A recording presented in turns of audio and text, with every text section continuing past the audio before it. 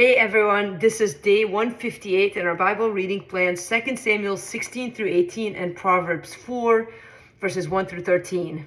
I think you're going to like the big idea today. It is that our emotions are complex and best managed in loving surrender to God's sovereign rule over our lives.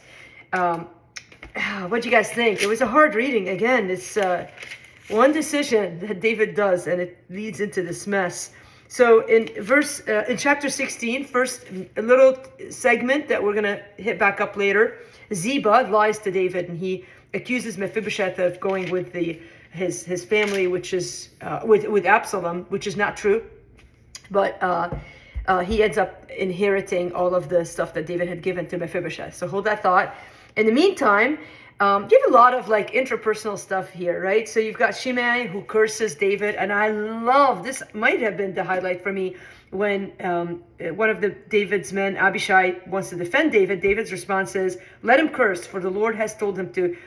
He says, "Leave him alone and let him curse, for the Lord has told him to. It may be that the Lord will look on the wrong done to me, and that the Lord will repay me with good for his cursing today." He just trusts his outcome, his life, the criticism of his life to God's sovereignty, and it's amazing.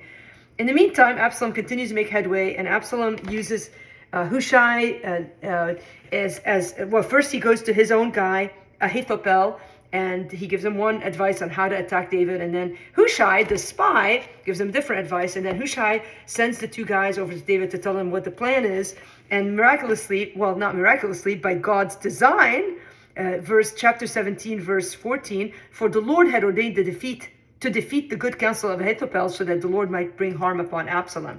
God was still in control in all of this mess. It feels like a mess. It's depressing. It's discouraging. It's normal to feel bad, but God is in control, and David understands that. So Hushai sends the two men who hide, sort of like a Rahab spy thing going. Anyway, they tell David, and there's a battle between Absalom's men and Absalom and David's men, and the glory of Absalom was his hair, and it is his hair that is his downfall, and it gets stuck and he dies. In fact, first the man comes to Joab and says, "Hey, I saw Absalom," and he's like, "Didn't you kill him?" And he said, "No." So Joab goes and kills him. And David, this is really sad to me. Honestly, I feel like this is one of the saddest verses in Scripture. But so there's a runner that comes to tell David the news, and it's a good runner, and then there's a second runner. So the first guy's like, "We won the war," and then the second guy's like, "Yeah, but your son is dead," and that was inevitable. Everyone knows that. And yet David's grief is so deep. He says at the very end of chapter 18, and it's hard to read it without having tears in your eyes, "Oh, my son Absalom, my son Absalom, would I had died instead of you, Absalom, my son, my son." And I know it's a sad note, but listen, David was grieving, but his love so persistent, so unconditional to his son, just a reminder of God's love for us. We don't deserve love, but God gives it anyway, even when we hurt ourselves with the decisions that we make. So negative emotions, they're a normal part of life. It's normal to be sad if things are bad, but God is sovereign. Are you going to trust him and turn to him like David did? I'm praying for you if you're going through a difficult season. I'd love to pray for you if you message me directly or leave a comment. Love you guys.